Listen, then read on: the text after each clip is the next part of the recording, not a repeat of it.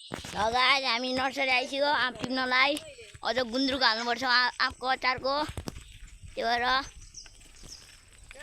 Nursery आएको आफ्नो नर्सरीमा आँप टिप्नलाई। आँप यतातिर कति धेरै फलाएको छ म तपाईँलाई अहिले देखाइदिन्छु।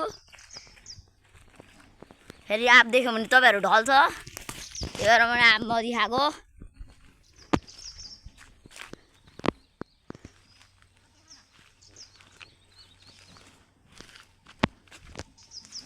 गाइस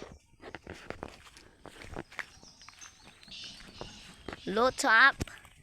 अहिले तपाईँहरूलाई म यसमा आफ्नो नर्सरी आएपछि देखाइदिन्छु। नर्सरीमा सबैले आँप तोडिसक्यो होला, छिटछिट जानुपर्छ। त्यही भएर